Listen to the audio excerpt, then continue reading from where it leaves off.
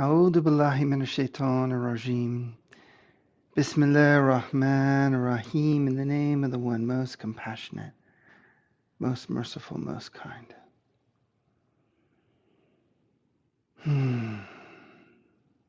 This is Mark Silver, Heart of Business. And this is a coaching clinic on outcomes. This was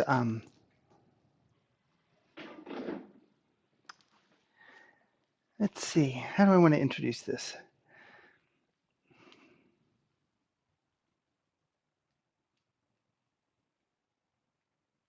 I guess I want to start by just saying that there's stuff going on in my personal life and that I'm very tender about. Nothing terrible. Everything's fine with Holly and I. We're all healthy, but just any prayers and good thoughts would be good. So I'm just feeling tender. So if I start weeping, don't worry. It just happens. So I wanted to do this clinic on outcomes because it is a topic that's come out. It has come up quite a lot, and it's especially recently. There was like a rash of questions about it, and I was like, well, we need to delve into this a little bit. So I want to start with a personal story from when the very beginnings of me being on the Sufi path. That first year was wild because all of this stuff happened to me, meaning I had this medical intuitive ability open up. I was still very recently out of my paramedic career, so I was very close to all of that in me. And I could just look into people and see what was going on with them. It was nuts. And I remember them doing healing demos, bringing people up to the front. And I'm like, oh, I know what their EKG pattern, rhythm is. Oh, I know what's going on in their lungs. Oh, I know. Anyway, then I could see light around people. It was wild.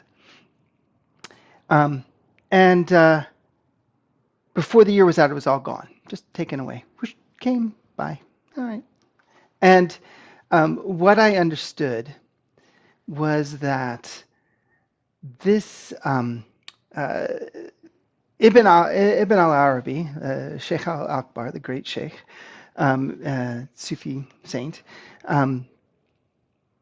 wrote that there are times on the spiritual path in the beginning when abnormalities happen, where like things that are you sidestep what is kind of like normal occurrences, and these unusual occurrences happen, and they are distractions.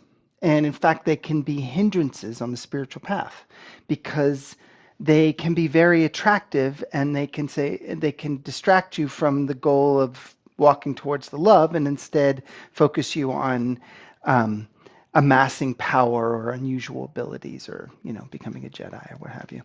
And but they are permissible in the beginning when they, not like we cause them to happen, but they're permissible because they attract people to the path. And the reason I'm bringing this up in the context of outcomes in our businesses is that there is a real tension when we talk about outcomes. Most of us here are doing some kind of transformational work, some kind of healing work or transformational work, or some kind of process where it's not paint by number. It's not like, okay, well, do step 1, step 2, step 3, and you always get product X. Like you always get result Z. Like it always, like, put in a prayer, get out a candy bar. Like it does. Like our most of our work does not work like that. It's not predictable. It's not wholly predictable. There's consistency to it. There's effectiveness to it. We have confidence in it, but there's not that kind of mechanical predictability to it. But it is important that we find a way to talk about outcomes Oh, and I guess one other thing that I want to say is, well, two more things, but one more thing in this before I get to that point is, and a lot of times the outcomes are not easy to talk about or are not, what people are looking for, you know? So, um, the key work that we're doing here at Heart of Business is helping surrender into oneness. Like that's but it's not a good selling point on the website. Um, and so many of you with these, many of us have these outcomes that we're moving towards that aren't easily able to be articulated and aren't really necessarily wanted until you taste it. And so given the unpredictability of outcomes and the kind of like subtle or hard to articulate nature, it's very easy for people to sidestep talking about outcomes in their work because it can feel like breaking with integrity. It can feel like just too hard to do. It can feel like, doing something wrong, like trying to enforce something on the divine or on the sacred that isn't possible. But we have to, and it is quote unquote permissible, because what it does is it brings a measure of safety and relevance. It lets people know that we're actually caring about what they care about and that we're wanting to help them with what it is that they're challenged by and where they're wanting to get to. And they need to have that. Most people need to have that to feel some sense of safety. You all wouldn't be here if I didn't care about you helping your businesses do better. You know?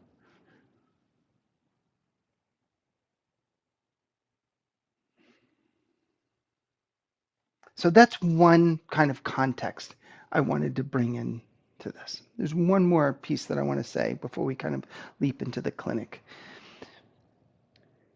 And this has to do with the difference between client outcomes and process outcomes.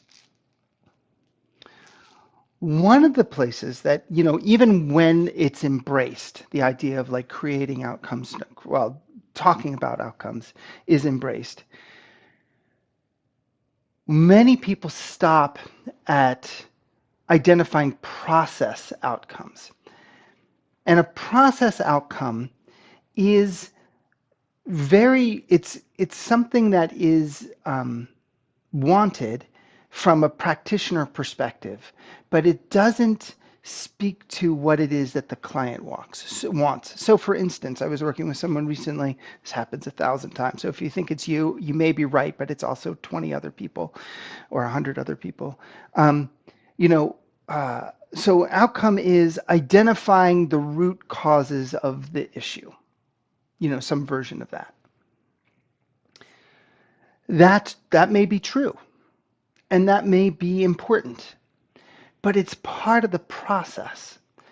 The client doesn't want to identify the root causes of the issue. The client wants the issue gone or fixed or solved. The client wants the pain to go away or to make more money in the business or to have their relationship to stop getting caught in stupid arguments or whatever it is. And so we want to be on the lookout for those kinds of process outcomes and take it a step further and say, okay, so if they identify the root problem, what does that enable them to do with regards to what it is that they're wanting, as opposed to what the practitioner's wanting?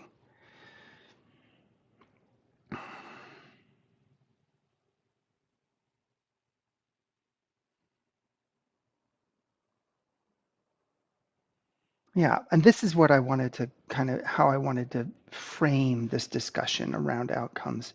And I want to invite us to spend time now kind of workshopping and identifying, because it can be really hard to do that for yourself. All right, so let's open it up. Questions, challenges, what are you working with?